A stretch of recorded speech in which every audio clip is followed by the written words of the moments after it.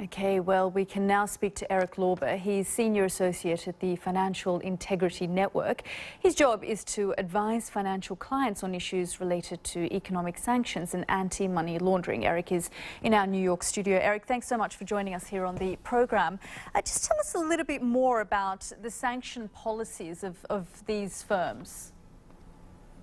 So in general, these firms, major law firms, major financial institutions, keep robust compliance programs where they check to make sure that they're not holding accounts for or doing business with sanctioned parties. And they regularly refresh these checks to make sure, again, that they're not doing any prohibited activities.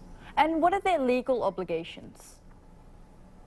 So it depends on the sanctions program and the regulator, but the legal obligations are generally to not do any business with sanctioned parties. And if they do, for example, if it's a bank, hold the sanctioned party's account, they have to freeze or block the assets of that account.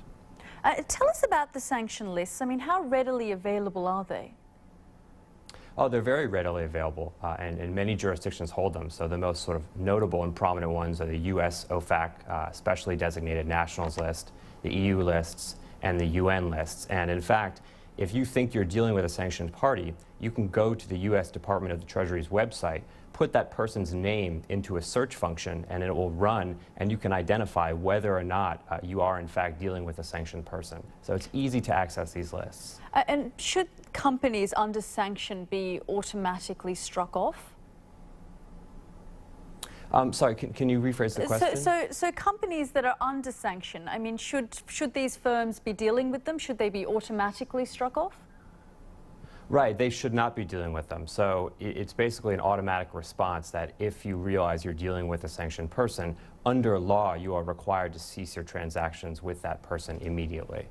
So with the leaking of these 11 million documents, and I know we're learning every day something new, what is likely to happen? What's going to be the follow-up from law enforcement authorities?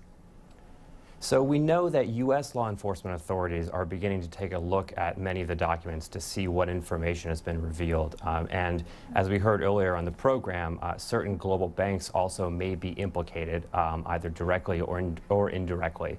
And so I think you're going to see a significant amount of scrutiny by these law enforcement agencies trying to figure out if there is a connection to some of the more significant global financial institutions to try to determine if illegal activity was conducted here.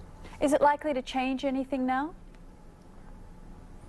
I think there will be a greater focus on money laundering and illicit finance, in particular as it relates to jurisdictions of high risk, like Panama, for example. So Panama, as a country, is in the process of basically being cleared as a fairly low-risk money laundering jurisdiction. I think that based on this revealed information, that may change moving forward. Eric, thanks so much for joining us here on the program.